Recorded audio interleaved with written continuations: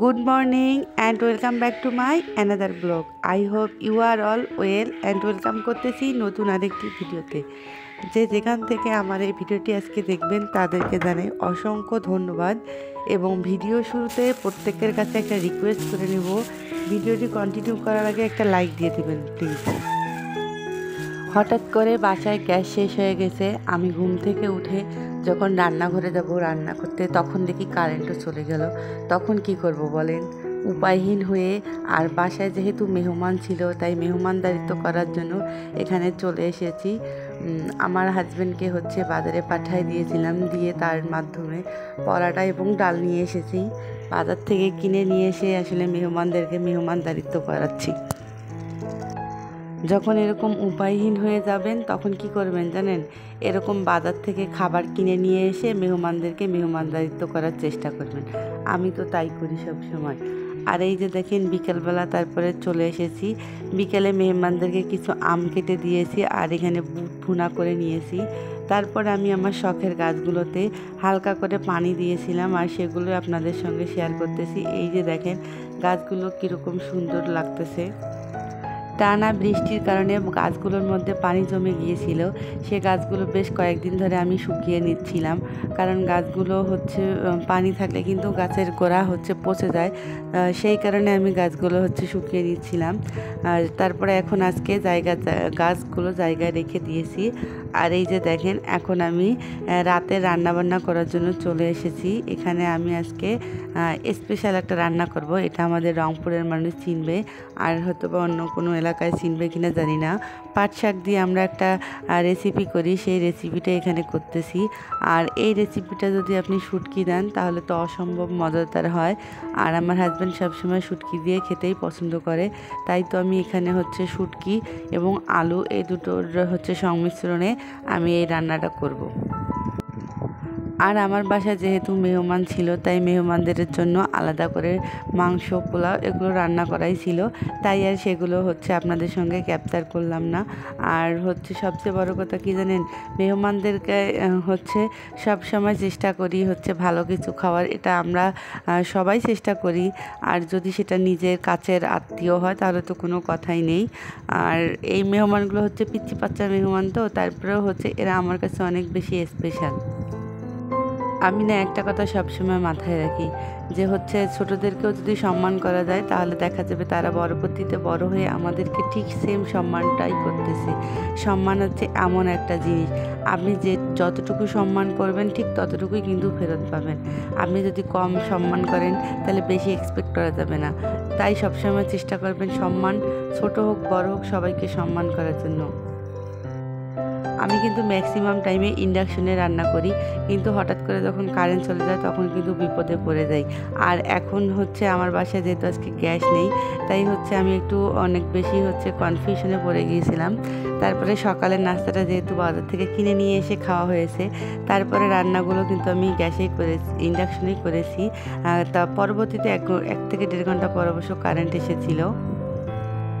এই যে দেখেন এখানে আমি আলু এবং শুটকি দিয়ে দিয়েছি। এখন আমি আলু শুটকিটাকে ভালো করে কষিয়ে নিয়ে রান্নার জন্য পানি দিব, কারণ এটা সিদ্ধ হতে হবে। সিদ্ধ না হলে পরবর্তীতে এটা আর খেতে ভালো লাগে না। বরাবরের মতো নতুন আরেকটি কথা বলে নেই, যদি কোনো ভাইয়া এবং আপু আমার এই ভিডিওগুলো পছন্দ করেন অবশ্যই আমার চ্যানেলটি সাবস্ক্রাইব করে আমার পাশে থাকবেন। আর আপনাদের সুন্দর সুন্দর কমেন্ট আমার ভিডিওর কমেন্ট বক্সে করে দেবেন, কারণ আপনাদের কমেন্ট পড়লে আমি ভিডিও দিতে এবং ভিডিও বানাতে অনেক বেশি উৎসাহিত হই। একটা কথা মনে রাখবেন, অন্যকে সাপোর্ট করলে কিন্তু নিজেও সাপোর্ট পাবেন। আর আপনি যদি আমাকে সাপোর্ট না করেন বা আমার ভিডিওটি সম্পূর্ণটা ওয়াচ না করেন তাহলে কিন্তু অচিরেই দেখা যাবে আপনার চ্যানেলেরই ক্ষতি করতেছেন, কারণ এটা ইউটিউবের একটা গাইডলাইন। সবচেয়ে মজার কথা কি জানেন, আমার ভিডিওর কমেন্ট বক্সে অনেক আপু এসে সুন্দর সুন্দর কমেন্ট করেন। তাদের এই কমেন্টগুলো দেখলেই কিন্তু আমার অনেক বেশি মন ভরে যায়। কিছু কিছু দিদিভাই তো আমাকে বলেন যে হচ্ছে দিদিভাই আপনি কেন জানি রেগুলার ভিডিও দেন না। আসলে দিদিভাই আসলে আমার প্রতিদিন ভিডিও দেওয়ার মতো সময় আর সামর্থ্য কোনোটাই নেই। তাই আমি হচ্ছে সপ্তাহে 2টা করে ভিডিও দেই, সোমবার এবং বৃহস্পতিবার। আপনারা অবশ্যই ভিডিও দুটি কন্টিনিউ করবেন এবং হচ্ছে ফুল ওয়াচ করবেন, যাতে আপনাদের চ্যানেলেরও ক্ষতি না হয়, আমার চ্যানেলেরও কোনো ক্ষতি না হয়। আর আমি যতটা সম্ভব পারি আপনাদেরকে অবশ্যই সাপোর্ট করার চেষ্টা করব। এরপর আমি পাট শাকগুলো এখানে দিয়েছি, দেখতেই পাচ্ছেন। পাট শাকগুলো দিয়ে হালকা নেড়ে চেড়ে নিয়ে তারপরে হচ্ছে একটা ঢাকনার মাধ্যমে ঢেকে রাখবো সিদ্ধ হওয়ার জন্য।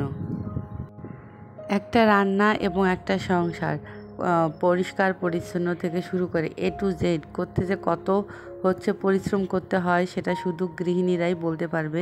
আর গৃহিণীদের হাতের নাগালের মধ্যে কিন্তু সবসময় সব কিছু থাকে না, তারপরে আমরা কিন্তু সব কিছু মেনটেন করে চলার চেষ্টা করি। এই যে দেখেন আমি এখানে কিন্তু পায়েস রান্না করে নিচ্ছি, যেহেতু বললাম মেহমান আছে বাসায়। আর আমি যখন পায়েসটা রান্না করি চাল কিন্তু আধা ঘন্টা আগে ভিজিয়ে রাখি, তাহলে সেই পায়েসটা কিন্তু খুব দ্রুত রান্না হয়ে যায়।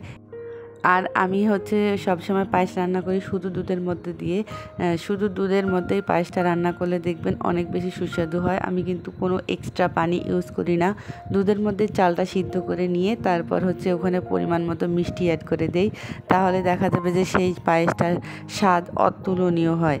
আর এই যে দেখেন এখানে কিছু কাঁচামরিচ নিয়ে এসেছে আপনাদের ভাইয়া, আমি সেই কাঁচামরিচগুলো এখানে সুন্দর করে বোটা ফেলে ফ্রিজে বক্সে করে রেখে দিব, যাতে বেশ কিছু দিন খেতে পারি। আর আজকের আমার এই ভিডিওটি অনেক বেশি শর্ট হয়ে গিয়েছে, কারণ আমার হচ্ছে একটু সমস্যার মধ্যেই ছিলাম তাই। আর এতক্ষণ পর্যন্ত যদি কোনো ভাই এবং আপু এই ভিডিওটি কন্টিনিউ করেন তাদেরকে জানাই অসংখ্য ধন্যবাদ। আর আপনাদেরকে ধন্যবাদ জানিয়ে আমি আমার আজকের এই ভিডিওটি শেষ করব। পরবর্তীতে নতুন কোনো ভিডিও দিলে আপনারা নোটিফিকেশন পেলে যেন সাথে সাথে দেখতে পারেন, সেটাই হচ্ছে আপনাদের কাছে আমার রিকোয়েস্ট। কারণ আপনি হচ্ছে আমার ভিডিও দেখবেন, আমি আপনার ভিডিও দেখব, এটাই নিয়ম। সো সবাইকে ধন্যবাদ জানিয়ে আবারও হচ্ছে শেষ করতেছি। আসসালামু আলাইকুম এবং আপনাদের সকলের দীর্ঘায়ু এবং সুস্থতা কামনা করছি।